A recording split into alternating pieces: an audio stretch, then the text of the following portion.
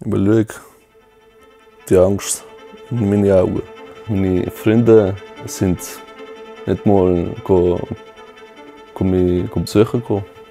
Ich fühle mich nicht traurig, sondern aber glücklich, dass ich aber so geworden bin, wenn ich jetzt bin.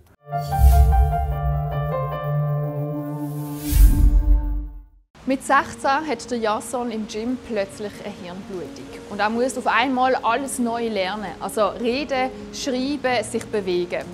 Jetzt, 7 Jahre später, hat er sich zurück ins Leben gekämpft. Als ich diese Übung gemacht habe, ist bei mir plötzlich eine Hirnblutung gekommen. Und dann habe ich mir gemerkt, es ist irgendetwas Komisches. Also es ist nicht so schlimm, wenn ihr das vorstellt, aber ein bisschen Kopfschmerzen habe ich schon gehabt, ja. Der Jason bricht das Training ab und geht in die Garderobe. Und als ich früher gelaufen bin, habe ich gesehen, mein rechter Bein hängt so ein bisschen. So. Aber natürlich viel schlimmer, als es jetzt ist. Ich habe Hilfe gerufen, aber es ist nicht gegangen. Also, die Wörter sind schon im Kopf, aber der Ausspruch ist halt nicht gegangen. Wegen dem her bin ich etwa 2 oder 3 Minuten in der Garderobe und dann bin ich halt umgefallen. Ja. Das Personal im Fitnesszentrum reagiert zum Glück schnell und der Jason kommt rechtzeitig ins Spital. Nach einer rund 8-stündigen OP wacht der Jason wieder auf. Ein angeborenes Aneurysma in seinem Hirn ist geplatzt. Dass so etwas bei Jugendlichen passiert, ist extrem selten. Der Jason ist auf der rechten Seite gelähmt und kann auch nicht mehr schwätzen. Als ich schon mit 16 Sportler gesehen bin, 2 oder 3 Sprachen können, Freunde gehabt, Freundin, ist alles weg gesehen. Meine Freunde sind nicht mal mich besuchen gekommen. Dass meine Kollegen weiter ohne mich gegangen sind, ist schon hart für mich gewesen. Aber schlussendlich 2 Kollegen sind noch geblieben.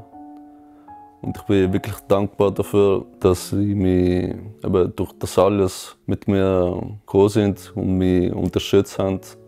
Nach 2 Wochen auf der Intensivstation kommt der Jason in die Reha, wo er 4 Monate bleibt. Nach 4 Monaten darf er wieder übers Wochenende heim. Täglich muss er in Logo, Ergo und Physiotherapie. Aber ich habe mir gesagt, so ist die Situation. Und du kannst entweder aufgeben und wundern, wie es dein Leben war, wenn du es damals nicht aufgegeben hättest, oder kämpfen. Und ich habe mich zum Glück für die zweite Option gewählt. Ich musste dann kämpfen, Tag für Tag. Das war eben meine größte Angst, dass ich nie wieder laufen kann. Die wenigsten Leute denken, dass ich so weit komme. Aber ich habe mir selber geglaubt. Und wenn du an dich selber glaubst, dann kann dich eigentlich wirklich nichts stoppen. Ich schaue die Angst in meine Augen. Ja. Du hattest schon Angst gehabt? Ja. Das hier haben sie eben wegnehmen. Und ich glaube, nach dem, weil es hat so weggemacht. Wirklich, ich habe noch nie so Schmerzen gehabt. Noch nie.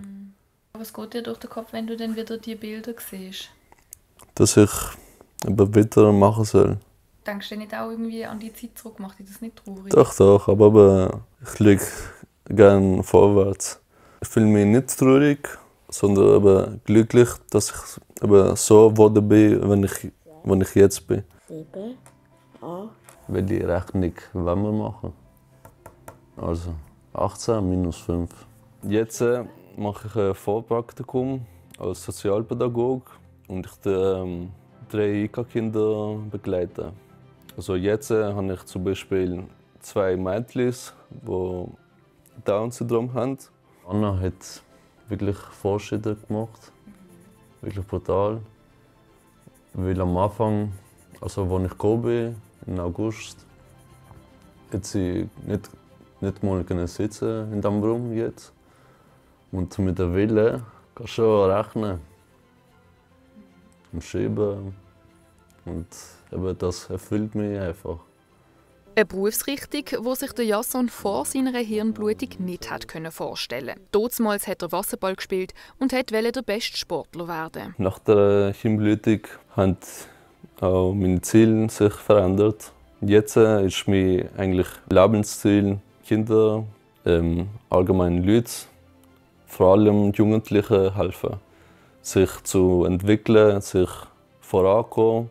Zum Beispiel habe ich so einen Jungen, den ich auch begleite, und der hat mir so gesagt, ich gebe das nicht, so eine Aufgabe. Dann habe ich zu ihm gesagt, sag das nicht, du kannst die Aufgabe noch nicht. Aber wenn du das übst und übst, dann wirst du schlussendlich die können. In der sozialen Arbeit und mit Live-Coachings, die er auf einer Website anbietet, will der Jason jetzt anderen Menschen helfen, ihre Willenskraft zu entdecken und an sich zu glauben. Ich denke mal, meine Geschichte kann Jugendlichen helfen, dass die nicht aufgeben. Be your own hero ist mein Motto. Wenn du an dich selber glaubst, kannst du wirklich alles schaffen.